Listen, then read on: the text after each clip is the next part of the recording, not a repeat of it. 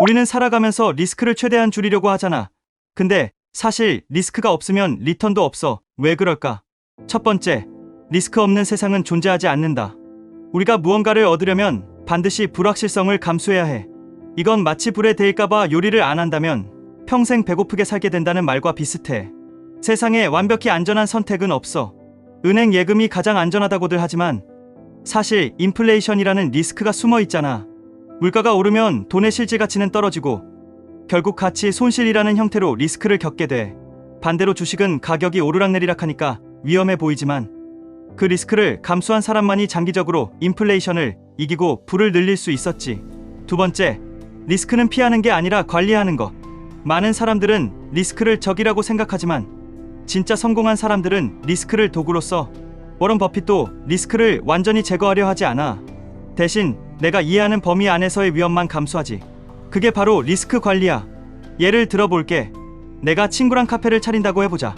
무작정 감으로 시작하면 망할 확률이 높아. 하지만 상권 분석, 원가 계산, 마케팅 계획 같은 걸 꼼꼼히 준비한다면 리스크는 남아있어도 실패의 확률은 줄어드는 거야. 이게 바로 현명한 리스크 관리야. 투자도 마찬가지야. 모든 돈을 한 종목에 몰아넣는 건 도박이지만 여러 자산에 분산하고 장기적으로 꾸준히 투자한다면 리스크를 통제 가능한 수준으로 바꾸는 거지. 세 번째, 리스크가 없으면 리턴도 없다. 이건 경제의 기본 원리야. 위험이 클수록 기대 수익도 커지고 위험이 낮을수록 수익도 작아. 이걸 리스크 리턴 트레이드 오프라고 불러. 예를 들어 1년에 1% 이자를 주는 정기예금은 거의 리스크가 없어. 하지만 10년 후 돌려받을 때 물가가 30% 올랐다면 실질적으로 내 돈의 가치가 줄어든 거야. 반면 주식에 투자하면 단기적으로는 오르락내리락 하지만 10년, 20년을 보면 대부분 시장 전체는 상승해왔지. 그 변동성을 견딘 사람만이 복리의 리턴을 누리는 거야. 결국 리스크는 리턴을 얻기 위한 입장료 같은 거야.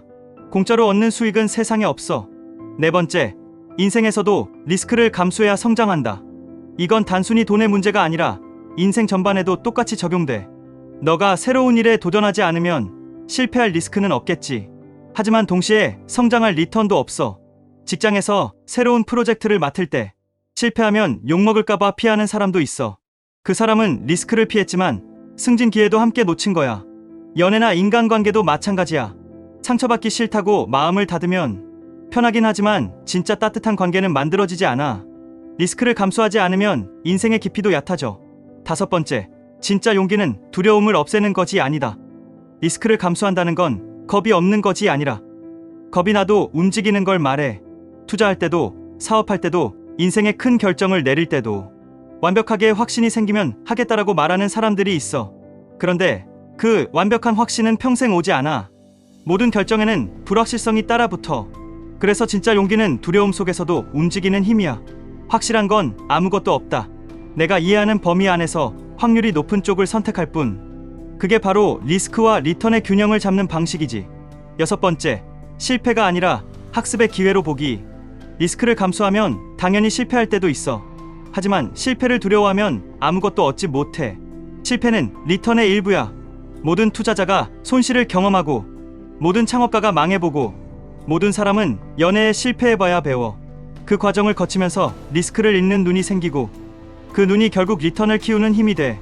일곱 번째, 리스크 감수의 핵심. 작게 실패하고 크게 배워라. 리스크를 감수하되 한 번의 실패로 인생이 무너지지 않게 설계하는 것이 중요해. 투자라면 전 재산 몰빵이 아니라 여유자금 일부로 꾸준히 투자하는 것. 사업이라면 작게 테스트하고 반응을 본 뒤 확장하는 것. 이게 바로 현명한 리스크 감수야. 리스크는 무조건 피해야 할 게 아니라 조절 가능한 수준으로 노출시키는 기술이야. 그걸 잘하는 사람이 결국 장기적으로 더 큰 리턴을 얻지. 여덟 번째, 리스크를 감수하지 않는 사회적 함정.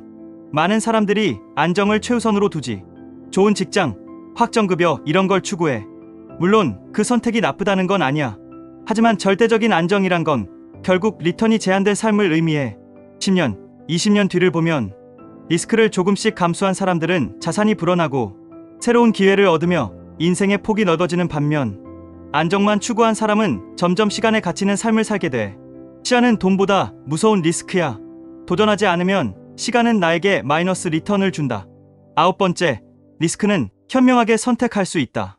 리스크를 무턱대고 지는 게 아니라 어떤 리스크가 나에게 유리한가를 판단하는 게 핵심이야. 예를 들어, 단기적인 변동성은 감당할 수 있지만 장기적인 기회비용은 훨씬 크지. 그래서 장기 투자는 단기 리스크를 감수해서 장기 리턴을 얻는 전략이라고 할 수 있어. 리스크는 나쁜 게 아니야. 내가 통제할 수 있는 리스크만 선택하는 것. 그게 진짜 현명한 사람의 태도야. 결론, 리스크는 리턴의 그림자다. 리스크와 리턴은 동전의 양면이야. 리스크를 완전히 없애려는 순간 리턴도 사라져. 리턴을 얻고 싶다면 리스크를 받아들여야 해. 리스크 없는 세상은 성장 없는 세상이야. 그리고 성장이 없는 인생은 결국 후회로 남아. 그러니까 겁나더라도 한 발은 내딛자.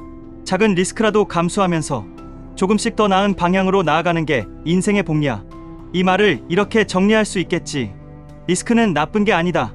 오히려 리턴의 입장료이자 성장의 필수 조건이다. 결국 리스크를 두려워하지 않고 현명하게 다루는 사람만이 진짜 경제적 자유와 인생의 자유를 얻을 수 있어.